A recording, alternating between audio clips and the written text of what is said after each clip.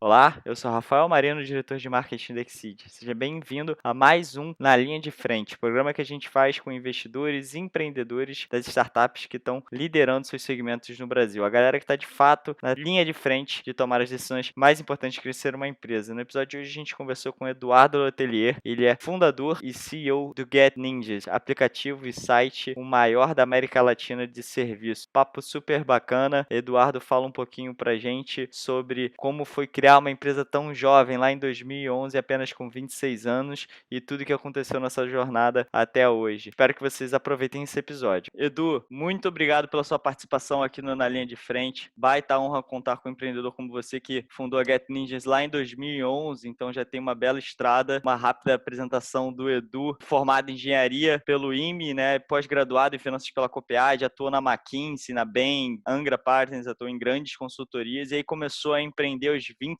anos, criando o Get Ninjas lá em 2011, super jovem. Desde então já foi eleito pela Época Negócios aí como um dos 40 executivos de destaque com menos de 40 anos, pela revista VIP como um dos seus mais promissores e acabou fundando a Get Ninjas em 2011, que é hoje considerado o maior app e site de contratação de serviços da América Latina. Basicamente onde os clientes podem contratar qualquer tipo de serviço e aí já são mais de 200 tipos de serviços diferentes, ou seja, pintor, diarista, personal trainer, professor de piano, inglês, assistência técnica de celular, eletrodoméstico, basicamente tudo que o cliente precisar, ele poderia encontrar no Get Ninja, né? O Get Ninja está presente em mais de 3 mil cidades do Brasil e também no México, crescimento aí de 100% nos últimos anos, mais de 100 colaboradores. Eu imagino que seja meio que como se fosse o Uber dos serviços, né? A Amazon, né? Virando uma Amazon de serviços. Já receberam aí mais de 47 milhões de reais em aportes financeiros e a Get Ninja já foi eleita pela Forbes como uma das empresas mais promissoras, hoje contando com mais de 1,5 milhão de profissionais cadastrados, gerando mais de 300 mil solicitações de serviço por mês. Eduardo, muito obrigado pela participação novamente. Conta um pouquinho aí sobre você, como é que você criou o Get Ninjas lá em 2011. Muito obrigado pela apresentação.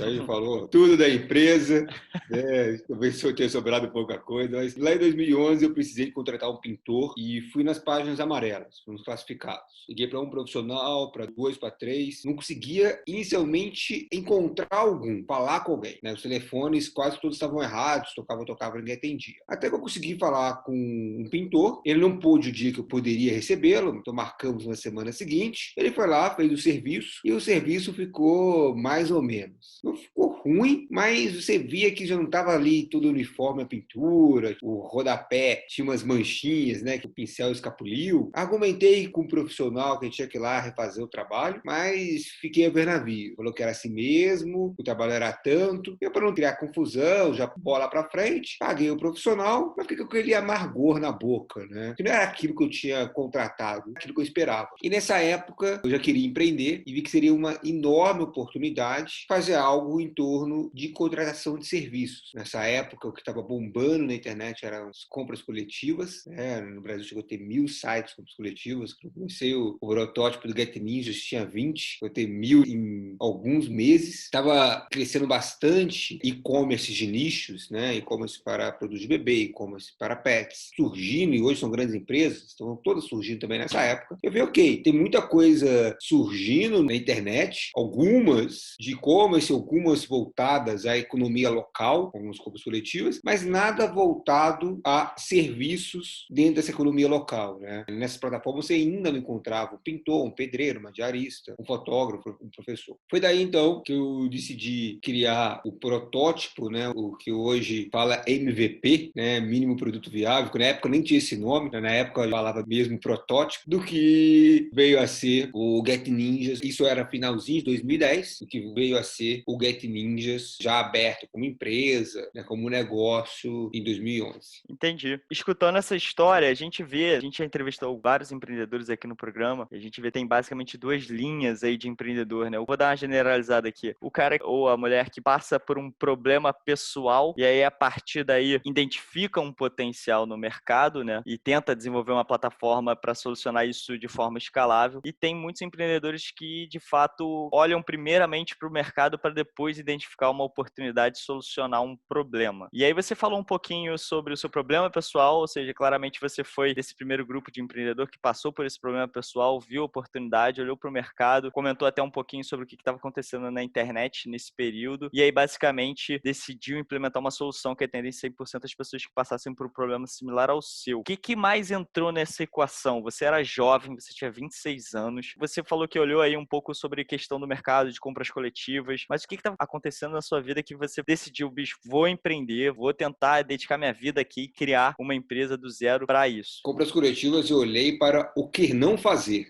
né? Então era, ok, diferente de compras coletivas, a gente não tem aqui uma hipercompetição nesse mercado e é uma plataforma que gera valor para os dois lados, né? Não é gera valor para o cliente, para o profissional, tem uma precificação melhor para o cliente, mas porque você está otimizando aí o profissional fazer vários atendimentos no mesmo dia. Eu acreditava que seria muito melhor para dois lados e a qualidade iria se manter nessa abordagem que a gente estava fazendo. Então foi um pouco de um mix, né? Porque teve essa dor pessoal, teve uma vontade de empreender, então eu já queria fazer alguma coisa. Como eu tinha trabalhado em consultoria, tinha trabalhado no mercado financeiro, então já tinha aprendido algumas ferramentas de como acessar o tamanho de um mercado, o tamanho de uma oportunidade, e eu olhei, ok, isso aqui é uma oportunidade enorme, é um mercado que hoje eu sei mais o número, na época uma ideia mais direcional, mas hoje é um mercado de 700 bilhões de reais por ano. Até é difícil na época entender o tamanho desse mercado, porque não tem dados do IBGE, não tem dados do governo, né? Hoje o governo recentemente lançou uma publicação usando dado nosso para falar o tamanho desse mercado, porque não tinha muito dessas informações, mas era meio natural entender que era um mercado muito grande, porque era só refletir, por quantas vezes que eu precisei de um serviço nos últimos 3 anos, quantas vezes parentes, amigos precisaram. Claro, muito empreendedor acaba tomando o erro de achar que ele é o mercado e o Brasilzão é muito diferente da patotinha ali empreendedora, né? Mas, pelo menos no mercado de serviço, o comportamento era muito parecido, independente da formação, da idade, condição econômica, a pia vai dar problema, a elétrica vai dar problema, a pessoa vai se mudar e vai ter que pintar o apartamento para entregar um novo apartamento que ela esteja comprando ou que ela esteja vendendo. Então, alguns tipos de serviços, praticamente, boa parte da população vai algum dia precisar, vai algum dia contratar. Então, isso faz com que o mercado seja muito grande. Então, animador de festa infantil, buffet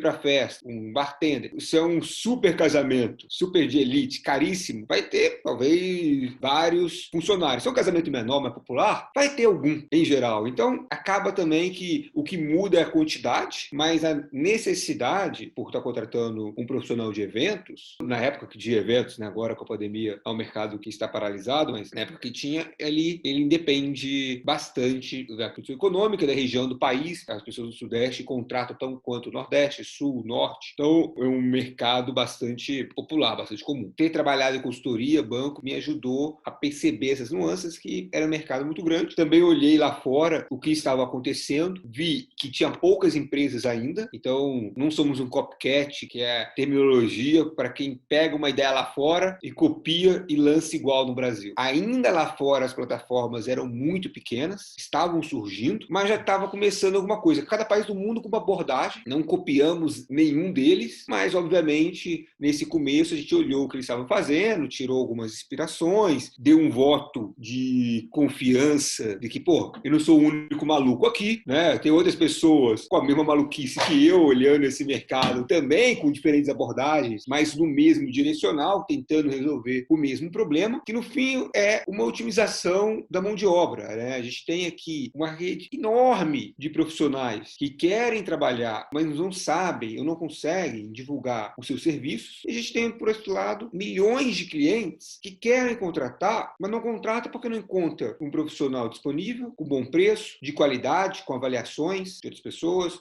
com segurança, quando a gente checa os documentos. A coisa mais comum é você conversar com o cliente e o cliente falar: não, eu estou aqui com uma obra para fazer em casa faz uns 2 anos. Está ali, aquela pia não fecha direito há uns 2 anos e, né, tem um celular quebrado aqui, uma televisão quebrada que não funciona e está estocada aqui há 1 ano. E ao mesmo tempo você fala com um profissional, ele fala que está com a agenda disponível, que ele pode atender mais clientes naquela semana. Mas peraí, o cara quer contratar e o cara quer ser contratado e esse negócio não está acontecendo, é porque esse mercado mercado não está eficiente. Então, o que o Get Ninjas faz, no final do dia, é colocar uma graxa nessas duas engrenagens para fazer elas rodarem melhor. Sensacional. Então, acho que isso serve para muitas pessoas que estão escutando a gente, que estão pensando em empreender, que estão pensando em sair de suas carreiras executivas, que acho que o ponto número um é a vontade de empreender. Eu acho que isso tem que superar qualquer outra coisa, porque isso vai ser testado todos os dias no seu negócio. O tamanho do mercado, que significa o quão escalável você é, né? Ter benchmarks para poder se espelhar ou procurar exemplos ou saber o que está acontecendo fora. E acho que isso um ponto também muito interessante de Get Ninjas aqui no Brasil, pelo menos, é a questão do pioneirismo, quanto é isso importante. E isso traz vantagens competitivas lá na frente. Me diz uma coisa, cara, você com 26 anos decidiu então empreender, criar a Get Ninja, super jovem, com o desafio de criar time, de fazer gestão de pessoas, que muitas vezes a experiência traz uma carga muito bacana para você lidar com esse tipo de situação. Eu mesmo tive a minha empresa com 24 anos. Até hoje eu fico imaginando, cara, imagina se eu tivesse criado essa empresa hoje, com a experiência que eu já tive, de ter que liderar pessoas, de ter passado por outras empresas grandes também. Cara, quais foram aí as vantagens e desvantagens por empreender tão jovem, gerindo equipes, talvez sem tanta experiência como gestor? Quais foram as lições aí que você teve dessa época? Acho que desvantagens técnicas de habilidade intrapessoal é enorme, né, nessa idade. A única vantagem que eu tive, acho que ter começado nessa idade, era um custo menor de errar. Se errasse, era mais fácil voltar para a carreira que eu estava. Já estava ali bem encaminhado, tive que voltar a comer macarrão instantâneo com salsicha e Subway no dia a dia, né? Falta de tempo, falta de grana. Só que eu podia reclamar menos, porque há 3 anos atrás eu estava na faculdade fazendo isso. Então eu falo, pô, peraí, mês passado eu estava comendo bem porque eu estava empregado no mercado financeiro e consultoria. Ah, mas 3 anos atrás eu estava fazendo macarrão instantâneo aí na faculdade. Tudo bem, eu só voltei no tempo 3 anos. Muito mais difícil do que quando você já está seus 30, 40, já formou alguns hábitos e voltar atrás, porque nos primeiros anos existe, em muitos casos, e no meu caso existia, um baque financeiro, né? Uma diminuição muito abrupta da renda. Eu morava com amigos, então gastava menos em apartamento. Hoje não tenho filhos, né? Mas na época estava longe ainda de ter também. Então, isso tira um pouco da responsabilidade, da necessidade financeira e permite que você possa tomar um risco muito maior do que alguém em outra fase. Para empreender tem que ter vontade, mas também para empreender tem que ter oportunidade, né? O trapezista só começa a treinar, faz as manobras mais difíceis quando ele tem uma rede embaixo. E o cara já é um profissional do trapézio, o cara se equilibra numa corda bamba. Então, esse negócio de o empreendedor quer o risco. Não, cara, o empreendedor quer aquele negócio de sucesso. Se ele tiver uma rede embaixo dele, aí ele que se arrisca mais, né? Que nem o trapezista. E essa rede, parte dela é você ter um meio de voltar a sobreviver caso o empreendimento não dê certo ou conseguir passar por mais tempo pela parte do aperto maior financeiro. Então, com certeza, se eu já tivesse uma carreira, tivesse 2 filhos, idade escolar, todos os custos que se representa, eu não teria tomado os riscos que eu tomei do jeito que eu tomei. Uma outra vantagem de ter começado com 26 anos foi o timing, porque foi um momento que esse serviço começou a migrar para o online. Talvez se eu tivesse começado agora, né, em 2020, eu entraria nessa festa já um pouquinho atrasado. Como o Get Ninja conseguiu entrar nela e criar esse mercado e se consolidar, tornando aí a vida mais difícil para os concorrentes que surgiram depois. Isso é uma vantagem também temporal, mas com certeza os desafios do dia a dia, da parte de gestão de pessoas e técnico, são muito maiores do que a aludida criatividade dos mais jovens. O jovem é criativo tanto quanto a pessoa com mais experiência, inclusive uma experiência provavelmente até ser mais criativa, a diferença é que o jovem pode tomar um risco desproporcional. E como é que você buscou, cara, essa experiência? Porque eu sei que você é um cara que gosta muito da questão do teste, do erro, do aprendizado rápido. Como é que foi buscar essa experiência sem ter essa experiência? Foi livro, foi coaching, foi mentoria, foi botando a cara e quebrando a cara? Eu sei que no começo vocês quase quebraram aí resultado de perseguir uma ideia que não era focada em melhorar a experiência do profissional na plataforma, ou seja, não era o ideal, talvez algo que viesse do seu consciente, não do de fato que estava acontecendo. Como é que foi isso, cara? Como é que você buscou esse aprendizado rápido para ser um bom gestor tão jovem, assim, e liderar uma empresa inteira tão jovem? A correção é que o aprendizado não foi rápido.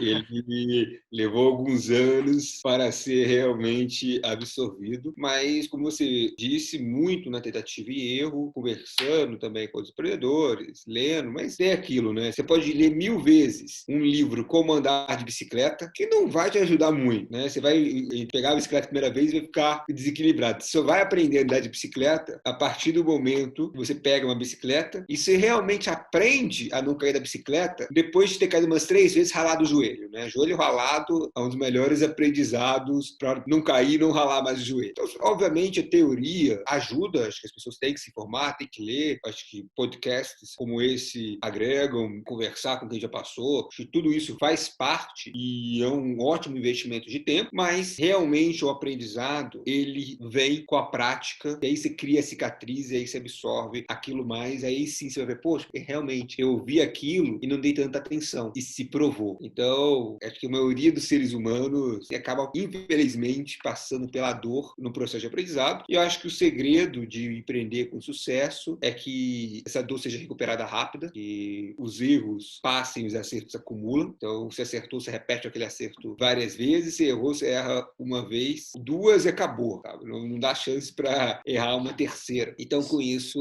ao longo do tempo, os acertos têm uma função cumulativa, os erros não. Então, você acaba construindo algo de relevância. Sensacional, acho que é uma mensagem muito clara e muito importante que você passa ao dizer isso, é que se você tem o potencial, se você tem uma rede, né, como o trapezista tem, se você tem a possibilidade, não fica com medo por falta de experiência, porque a experiência tu só vai pegar ali no dia a dia, botando a cara e errando, e só assim que você vai aprender. E acho que isso é um receio muito grande de muitos empreendedores, pô, vou abrir um negócio, pô, mas não tenho experiência, pô, mas não conheço tanto sobre o mercado, pô, mas eu não conheço tanto business. Bicho, só vai aprender fazendo, bota a cara, o que importa é você ter muita força de vontade e alguma certa estrutura, porque você vai comer muito vidro ainda até o business começar a dar certo. E entrando um pouco até nesse mérito, Edu, sobre errar rápido, né? Eu vejo muitas startups, muitas empresas hoje falando sobre isso, até nos valores da empresa, do errar rápido, não ter compromisso com o erro, enfim. Só que acho que isso tem que ter cuidado, né? Para você não tornar o erro como algo, como é que eu vou dizer, normal, assim, numa empresa. As pessoas ficarem sem compromisso com esse erro, né?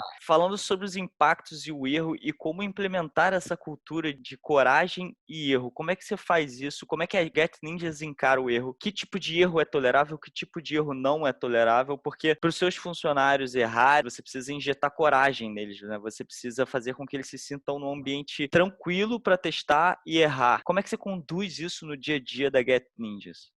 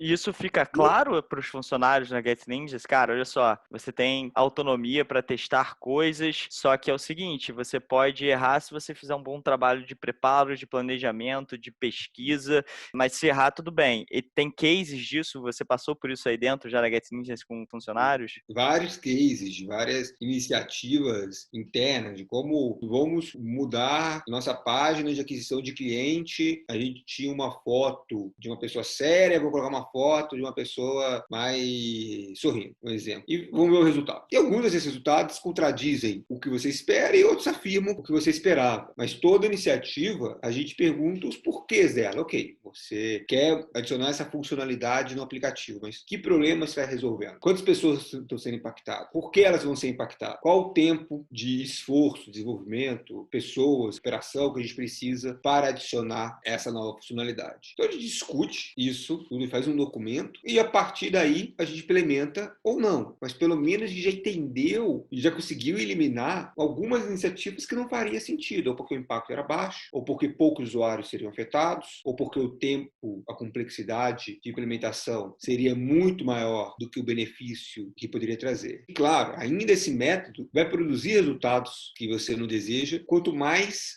sair da zona de conforto ser diferente o que você está fazendo. Mas ele já resolve boa parte do problema. Quando eu comecei o Get Ninjas, obviamente eu não sabia que ia dar certo, mas eu já sabia, olha, existe um problema. As pessoas, independente de se é 2011 ou 2020 ou 2030, o que os clientes vão estar sempre procurando? Os clientes vão estar sempre procurando preço, os clientes vão sempre estar procurando disponibilidade, qualidade do serviço e vão estar procurando aí segurança dos seus pertences, segurança sua própria, segurança física. Então, preço, disponibilidade, qualidade e segurança, pode perguntar para alguém contratando um serviço em 1.800, para alguém contratando um serviço no 3.000, provavelmente esses 4 itens vão aparecer, talvez com pesos diferentes, mas para todo mundo ele vai acabar aparecendo. E o que o profissional do outro lado quer? Ele quer mais renda, quer fazer mais dinheiro no final do mês, ele quer trabalhar na profissão que ele tem aquela vocação, tem aquele conhecimento, ele consegue essa mais renda e trabalhar na profissão que ele tem mais conhecimento, skill, habilidade, com mais clientes e, enquanto não inventa o teletransporte, quanto mais próximo esse cliente for da residência dele, ou quanto mais próximo esse cliente for do outro cliente que ele está atendendo no dia, melhor para ele. Eu acho que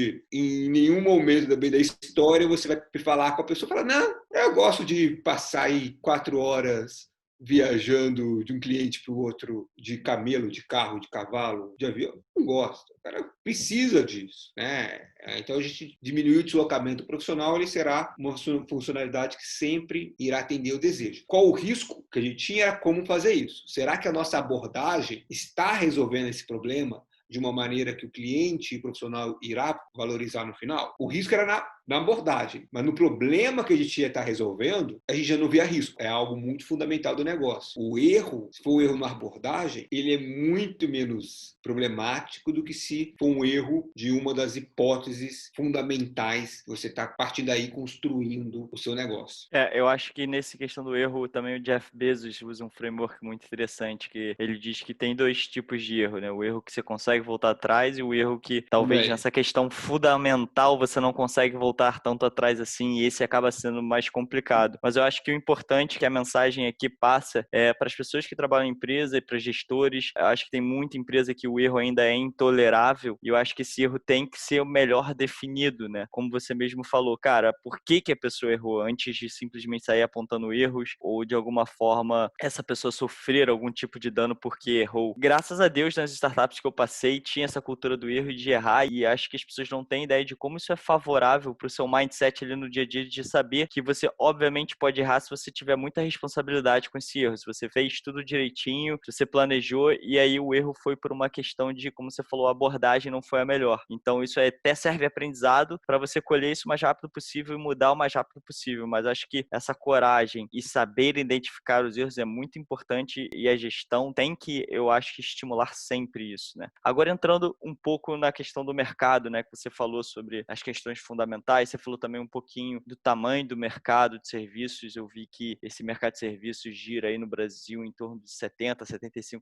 vai variando aí ao longo dos anos, do PIB do Brasil, ou seja, um valor absurdo que serviços gera. Pelo que eu também pude ver até de entrevistas suas, você fala que a Get Ninjas ocupa uma parcela desse montante, que representa aí, que você acabou de falar, cerca de 700 bilhões de reais por ano. E a gente vê, inclusive você já falou isso também, que 99% desse tipo de serviço permanece offline. Ou seja, a gente vê uma baita de uma oportunidade aí para frente. E aí eu imagino que o maior competidor do Get Ninjas é o boca a boca da indicação, que em torno de 70 a 80% de todo o boca a boca que acontece não é digital, é offline, né? E é ainda mais um mercado extremamente informal. E no próprio Get Ninjas, dos profissionais que entram no Get Ninjas, eu vi que 70% vem também de indicação. E aí eu queria entrar no mérito do marketplace, que é como a Get Ninjas atua, né? Ela liga duas pontas, a ponta que está querendo o serviço com o profissional que tem esse serviço disponível. Você tem sempre o problema do ovo e da galinha, ou seja, em quem você vai tentar focar, principalmente no começo, em crescer. Você vai tentar crescer sua base de clientes, você vai tentar crescer sua base de profissionais. Normalmente, os empreendedores focam aí no crescimento da oferta, né? E é difícil de ser superado esse obstáculo no começo, porque às vezes você tem pouco profissional e aí você tem uma demanda maior, ou o contrário, o que é complicado, porque você tem um bando de profissional, mas eles não estão recebendo nada porque não tem a demanda necessária para eles. Que dicas você daria para o empreendedor? Muita gente hoje em dia é cada vez mais fácil criar um site, criar uma empresa de tecnologia, criar um marketplace, mas é um modelo super difícil de você conseguir crescer por conta de investimento, enfim. Que dicas você daria para o empreendedor que está pensando em criar um marketplace com essa questão do ovo e da galinha, do boca a boca? Em que pontos ele deve focar ao longo do tempo aí da maturação do produto? Geralmente no começo você foca nisso, quando vai ganhando tração e crescendo você foca mais nisso. Que dica você daria, Edu? Bom, marketplace,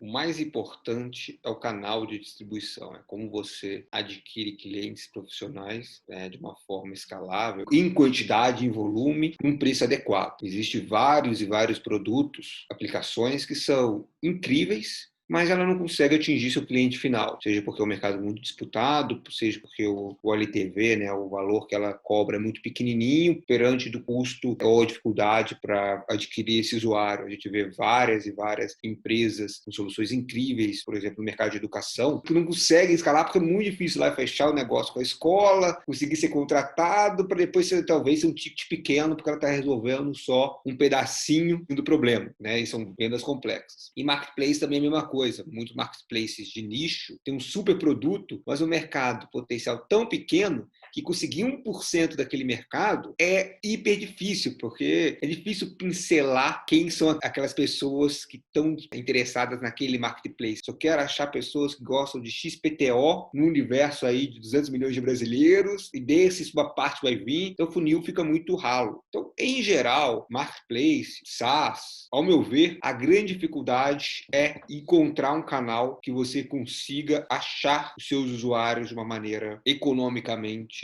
efetiva. A gente conseguiu através de Google e Facebook encontrar nossos usuários. Obviamente, no começo é mais caro e você vai desenvolvendo ferramentas para se tornar o negócio mais efetivo. A gente ser horizontal ajudou muito isso. O cara vem por diarista e depois ele faz um pedido de assistência técnica, ele faz um pedido de fotógrafo, então a gente consegue aumentar o LTV do usuário, porque a gente consegue remunerar ele, conseguir manter uma remuneração com ele em várias categorias diferentes. Se a gente fosse uma plataforma só para diarista, só para manicure, só para pedreiro, eu não acredito que a gente teria conseguido escalar. Existem várias soluções que atacam um problema em uma única vertical. E são soluções bem interessantes, mas ela é tão restrita que ela não consegue gerar a economia de escala que ela precisa para contratar melhores engenheiros, melhores product managers, melhor equipe de marketing, melhor RH, melhor financeiro, porque a receita que ela gera é muito pequena, porque o mercado que atua é muito pequeno. Então, a nossa abordagem foi, vamos ser horizontal, com isso a gente facilita o problema da aquisição de usuário, porque a gente está adquirindo de vários mercados diferentes, então vamos diminuir CAC com isso, e vamos também aumentar o retorno do usuário, porque a gente remunera ele em várias situações diferentes. E isso que a gente permitiu a gente criar uma máquina efetiva de aquisição de usuário usuário, tanto no Google quanto no Facebook. E essa máquina efetiva, ela conseguiu ter escala. Todo mundo fala, é preciso ter LTV CAC acima de 3, é um jargão da indústria. Você precisa ter LTV e CAC acima de 2, 3, 4, o que for, mas também você precisa ter volume para isso criar. Não adianta nada você ter um super LTV sobre CAC, um super retorno, se seu mercado é muito pequeno, você não vai conseguir ali ter, né, massa crítica para melhorar a sua própria empresa, contratar melhores pessoas, contratar um time maior, melhor. Então é importante, obviamente, ter esse economics, mas tão importante quanto é ter um volume nesse economics. É melhor um mercado que você tem 1.000 usuários no LTV CAC de 2 do que o mercado que tem um usuário no LTV CAC de 10. O volume que você consegue absorver por mês e a quantidade que você consegue absorver por mês é muito ou tão mais importante no marketplace do que simplesmente a rentabilidade individual ali dos primeiros usuários. Sensacional, Edu. Só para explicar um pouquinho para o pessoal que está escutando a gente, talvez não esteja familiarizado aí com os jargões e indicadores. LTV é Lifetime Value, é o quanto seu cliente vai trazer ao longo de alguns anos. E acho que é por isso que até você falou sobre a questão de você ter diferentes verticais, porque isso estica o LTV, acho que foi isso que você quis dizer, né? Porque se fosse uma vertical só, esse LTV ele teria um teto e você tendo várias verticais, você consegue esticar o quanto esse cara pode trazer para cima de receita para a empresa. E o CAC é o custo de aquisição de um cliente, o quanto custa para você trazer uma pessoa que vai de fato comprar no seu site. E essa correlação entre um e outro é o que significa normalmente aí em jargão de mercado, de empreendedores, esse cálculo de LTV sobre CAC é o que significa o quanto vai ser escalável, vai crescer o seu business. Sensacional a sua explicação. A gente vê poucos marketplaces dando certo ultimamente justamente por essa dificuldade do volume, de ganhar atração, para você ter a escalabilidade, para você ter uma equipe. Resolver o problema, né? Vou resolver o problema de assistência técnica de TV. Ótimo mercado, mas por si só fica muito restrito. Então, só resolver o problema não é o suficiente, né? Tem que resolver o problema para muita gente para você conseguir escalar. É com a escala que você ganha, né? Com o crescimento que você consegue chegar na sua visão final. Quando você olha as maiores empresas do mundo, elas são generalistas, né? Então, o Facebook é uma rede social para todos os tipos de pessoa, né? E comprou os produtos para diferentes públicos. Você olha na Amazon, a Amazon vende de tudo, absolutamente de tudo. Começou como livro, porque era mais fácil estocar, era um catálogo mais fácil no começo, mas a visão sempre foi ter uma loja de tudo. Você olha o Google, a ferramenta mais flexível possível, porque você literalmente pode pesquisar qualquer tema do Google, desde fofoca do que aconteceu na novela no dia anterior à última descoberta científica, né? Do campo de pesquisa do Google, para perguntar o que você quiser. Você olha essas ferramentas, elas são para uso em geral, né? Elas atingem uma gama de necessidade muito grande. Surgiu-se já vários mecanismos de buscas focados em nichos específicos,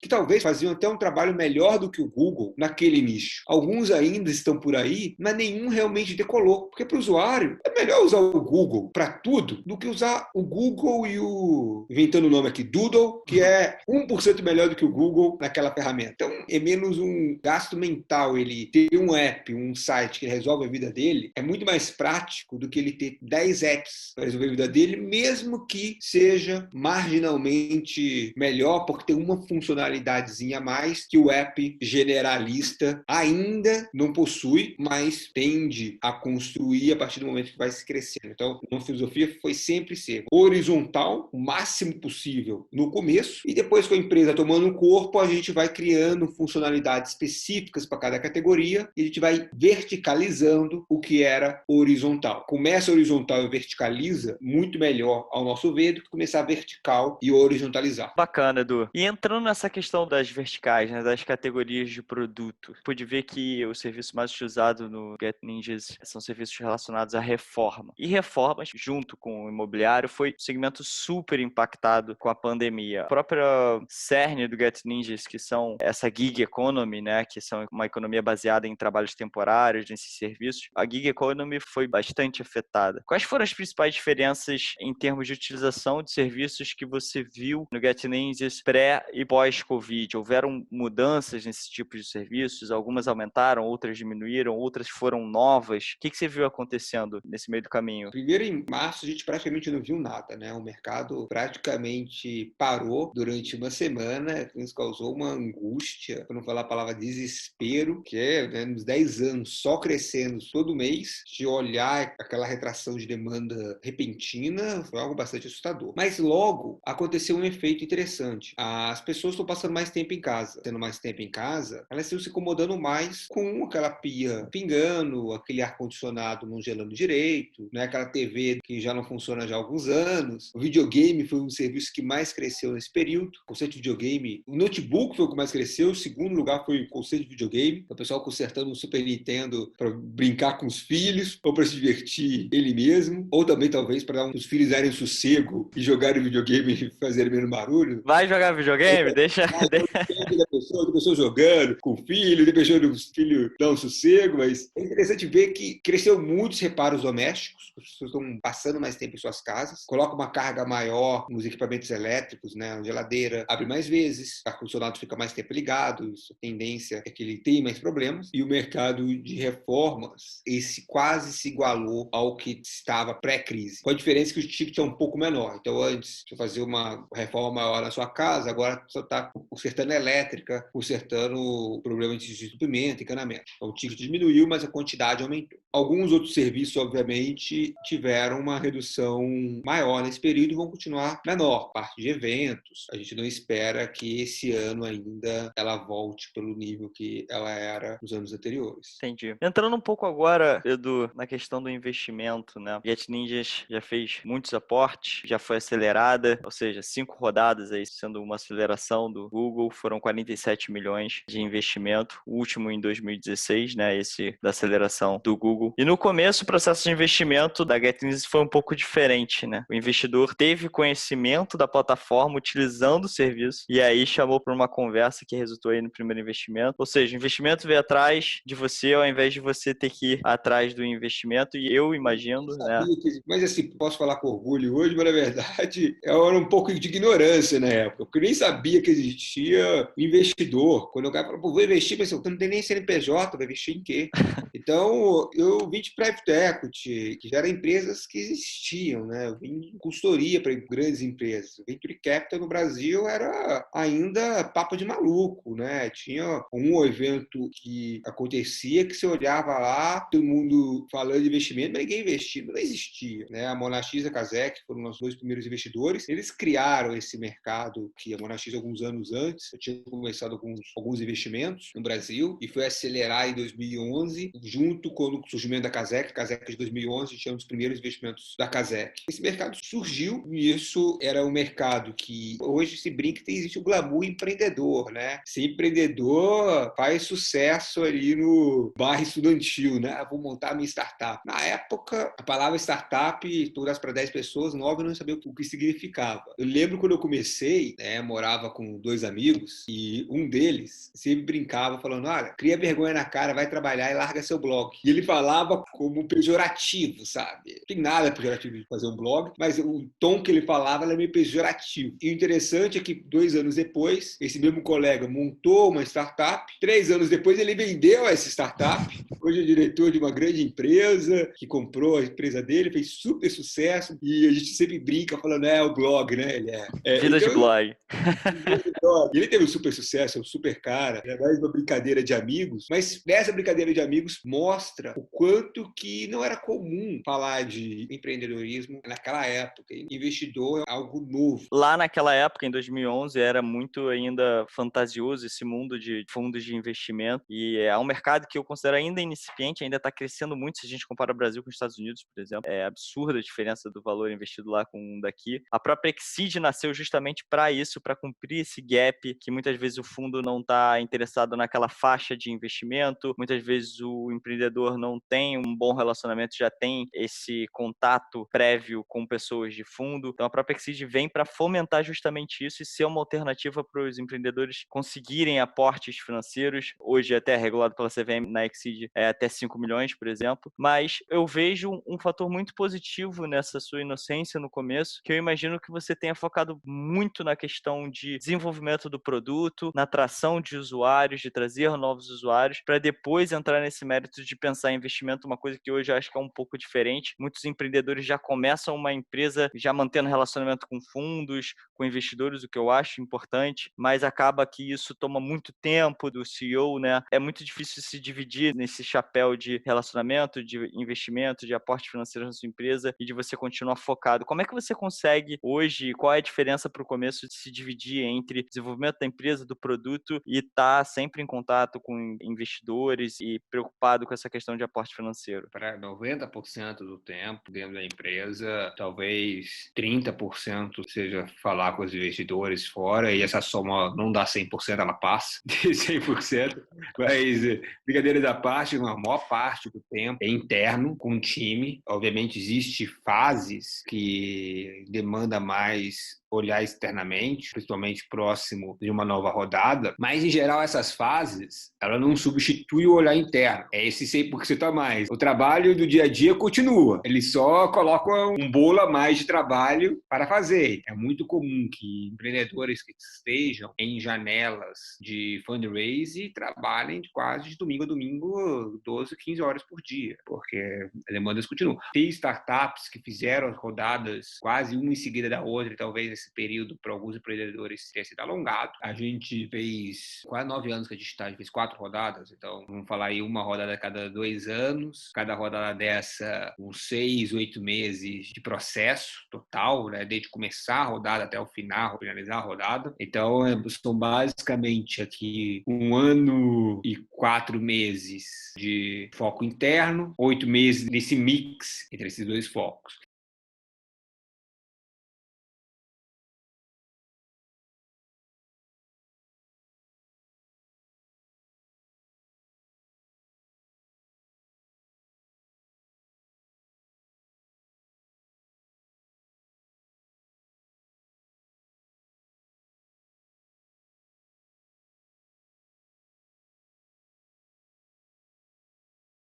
Toda aquela história do empreendedor ter a dor, conhecer o problema, para no final ele virar um deal maker, não é o maior skill dos empreendedores. Não tem nem são as melhores pessoas para fazer isso. Para construir a empresa. E para construir você precisa do capital. As melhores empresas possuem founders que se envolvem diretamente com o produto. Você pensa das startups brasileiras, não está nome, mas olhando as americanas, Apple, Google, né, Microsoft, Facebook, são de empreendedores que estavam na linha de frente da operação durante muitos e muitos anos. O cara que eram referências no negócio que eles estavam construindo, fizeram excelente trabalho de captação de capital para suas empresas, mas se mantiveram, né, durante muitos anos como uma peça fundamental na empresa e, em geral, né, esses fundadores eram bastante orientados a produto e tecnologia, que acaba sendo o coração dessas empresas inovadoras. É a melhor forma de competir com os incumbentes, né? Força de venda, o cara vai ter mais gente para colocar. Marketing, o incumbente, né, vai ter mais poder para colocar capital e olhar um retorno mais longo prazo desse capital. O que diferencia uma nova abordagem, no final do dia, é o produto, né? Tudo, obviamente, todas as outras áreas têm que conversar e têm que ser bem operadas, e o fundador tem uma importância para criar essa cola entre essas áreas, mas no começo da empresa, o produto é onde eu acredito que o fundador deveria gastar mais seu tempo. Acho que isso é um exemplo claro de não perca tanto tempo assim procurando investimento no começo. Obviamente, se você precisa de um aporte inicial, de investimento inicial para começar, mas acho que isso vai vir se o seu produto for muito bom. As pessoas vão enxergar o potencial, que foi o caso até da GetNinjas, onde o investidor utilizou o serviço, gostou e aí abriu espaço para uma conversa. E Edu, eu vi que foram muitos anos até vocês atingirem o break-even, se tornar uma empresa lucrativa. E aí, desde 2016, se a gente contar com a aceleração do Google que vocês tiveram, vocês não receberam nenhum tipo de outro aporte financeiro. E é um caminho oposto ao que muitos marketplaces, se eu posso citar a Amazon como exemplo, talvez seja o maior exemplo de marketplace, que focam mais na expansão da empresa e das categorias do que na lucratividade, né? No foco de crescimento, crescimento, crescimento, antes de olhar para esse indicador que eu particularmente acho um dos mais importantes, que é a lucratividade, conseguir gerar caixa. Até porque é muito difícil de crescer um marketplace sendo lucrativo, requer muito investimento, né? Aporte financeiro, como você mesmo citou, encontrar a sua veia, o canal de distribuição certo que consiga te trazer o LTV sobre CAC numa relação favorável para conseguir atingir a tão sonhada escalabilidade que é o que todo marketplace procura. Por que você seguiu desde o começo e tentou seguir esse caminho da lucratividade e não a expansão a todo custo? Corrigindo um pouco, a gente expandiu, a gente captou em 2011, captamos em 13, em 15. A gente fez um programa do Google que pode ser chamado de aceleração, mas não era um programa de aceleração tradicional, era algumas mentorias para empresas que já tinham investimento. Fizemos uma rodada complemento em 2018, complemento de 15. E atingimos lucratividade esse ano, depois de 9 anos de percurso. Acho que é nem o 8 nem o 80. Acho que existe, sim, uma necessidade dos marketplaces de criar escala logo no começo. E com essa escala, você cria uma dominância sobre o mercado e tudo mais. Mas existe um momento que a empresa ela precisa ter, pelo menos, margem de contribuição positiva. É o que a gente vê. Muitas startups, é o velho conta não fecha, né? Ela perde dinheiro a cada nova venda. Não é que ela não dá lucro. Ela dá prejuízo na margem, né? No custo fixo, no receita e nos custos variáveis. Desde o começo, a gente tem uma margem positiva. A gente não tinha lucro positivo porque a gente estava investindo em pessoal, equipe de tecnologia, produto para melhorar e crescer mais a plataforma. O que eu advogo é você ter margem desde o começo. Pagar os custos variáveis desde o começo e depois, obviamente, com escala, pagar os custos fixos. E que, nesse mundo que a gente está vivendo, percebe que as empresas que estão sobrevivendo são as empresas que tinham seus economics, que tinham lá o seu P&L, né, um pouco mais azul. Então, quando veio o coronavírus, obviamente foi um impacto para a empresa, principalmente na última semana de março, mas o impacto teria sido muito maior se a gente não tivesse já lucrativo ou perto de estar lucrativo, de conseguir segurar o gasto de caixa. Captar será mais difícil nos próximos meses, ao mesmo tempo que existe uma redução global de juros que leva mais dinheiro para equities, tem mais riscos na mesa, esse risco é precificado, então captar, se não for mais difícil, ele será diferente do que era a captação alguns anos atrás. Acho que mais e mais empresas vão abraçar esse discurso que, legal, não estamos criando um unicórnio, mas até quando isso vai ficar no mundo da fantasia e quando viram uma empresa de verdade? E, de novo, você pega exemplos, né, desses gigantes americanos, ficaram anos e anos sem dar lucro, mas tinham margens, né, contribuição altíssima. Talvez a Amazon seja um exemplo um pouco fora, que eles foram mais agressivos aí de ter margem muito baixa, mas também criou um negócio enorme. Mas você olha Google, Facebook, são negócios com margem altíssima e hoje geram margens ainda mais altas. Eu acredito que negócios de tecnologia devem, em geral, salvo as exceções, tentarem construir negócios de alta margem. Eu acho que